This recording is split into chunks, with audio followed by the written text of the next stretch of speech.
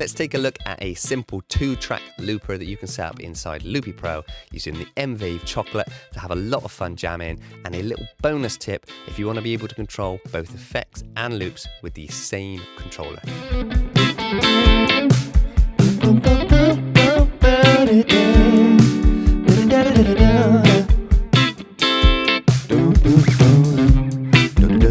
Bring it all back in and repair.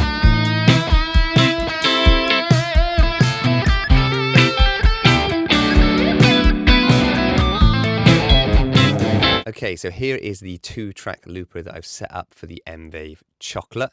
It's using all 4 foot switches, but you're going to use 2 foot switches per track, and there are 2 different functions per foot switch. You can see A, B, C, and D across the screen, and that just corresponds to the 4 different foot switches. If we press A once, it starts recording the first track, and then when we press it again, it will finish recording that track.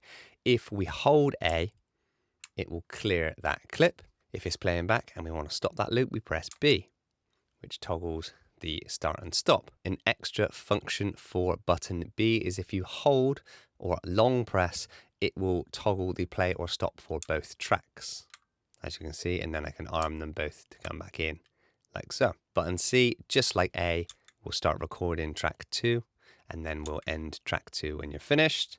Again, if you hold C, it will clear track 2. Pressing D will toggle on or off the loop on track 2. And then one final function, if you hold button D, it will clear both loops. So if we had something in both sides and I click and hold, it will clear both loops. As well as all the looping functionality here, I've actually experimented a little bit with what are called control profiles, so that I can use the same foot switch to control 4 different effects from Primo, a guitar amp sim that I've got on my guitar. So on screen here, you can see that we've got controller profile, looper, or effects, and only one of them can be on at any one time. Now, if it's set to looper, then all of the functions that I just showed you are active and they work just fine. However, if we change this controller profile to effects, now the 4 foot switches no longer activate the looper. Instead, they're activating different effects inside Primo. Let me quickly show you what's happening in Primo.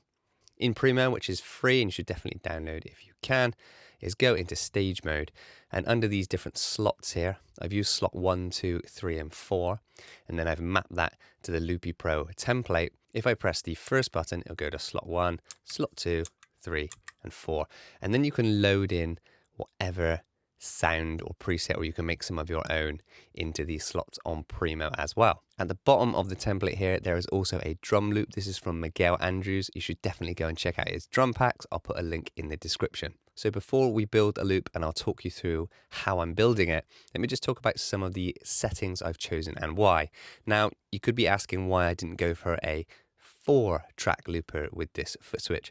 Well, I'm not blown away with the kind of latency I'm getting with this M-Vave foot switch. For the money, I think it's brilliant and I'm really enjoying using it. But when I was trying to use double tap to start and stop on the same button, I was getting really inconsistent results. So I opted in the end just to have a separate button to start and stop. So that's why I've gone for 2 tracks for now. Maybe I've got some of the settings wrong. If anybody knows a solution to get double tap working really reliably, then let me know. Let me demonstrate how I got the count in and out settings for my loops using this foot switch. I didn't find getting a tight loop was very easy so far with this. I'd like to get a couple more to try one against another, but for now I thought why not take advantage of Loopy Pro's powerful count in and out features.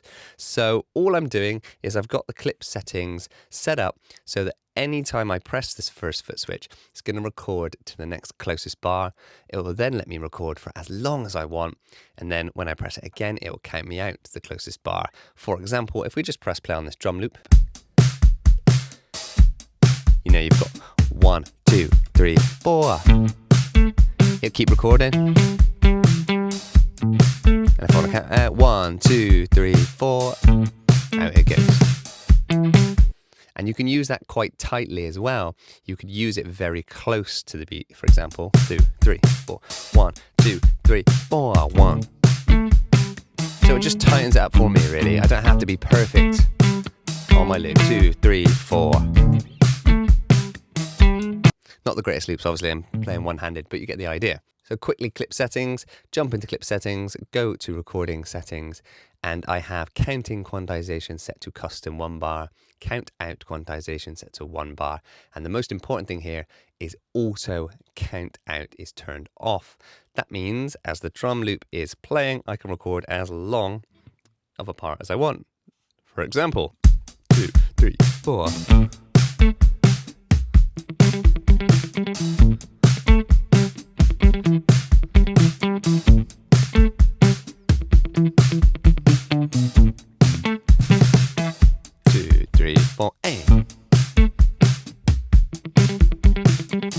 And clear that clip if I clip and hold. Let's press play on the drum loop and then I'm going to start recording my first guitar loop in a couple of bars. 1, 2, 3, 4.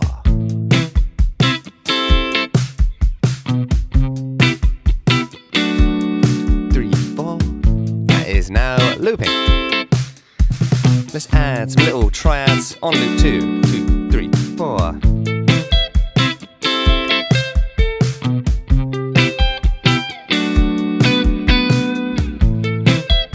And that's now looping nice. Let's try some distortion on top of track 2.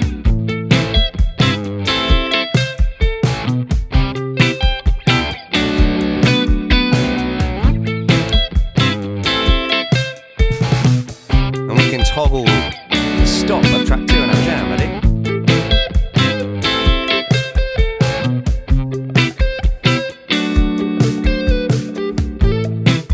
So we now only have track 1 playing. You can obviously sing over the top if you're a singer.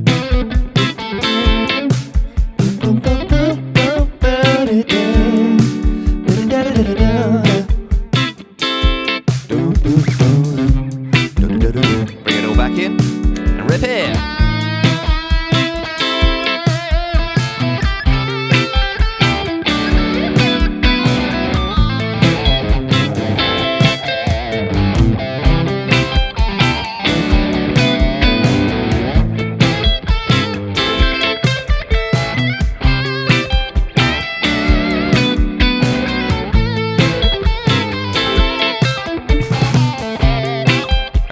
Stop all.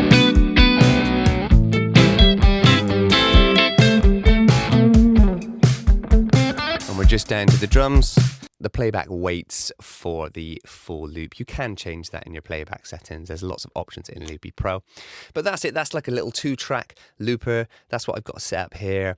You can have a little play around with this. Hopefully it's kind of useful to those of you out there that may have purchased an M-Vave chocolate. But anyway, just a quick one today. Wanted to show you this 2-track looper, give you a chance to download it, try it yourself, and see what you can come up with. Let me know down in the comments how you got on, and I'll see you next time. Take care.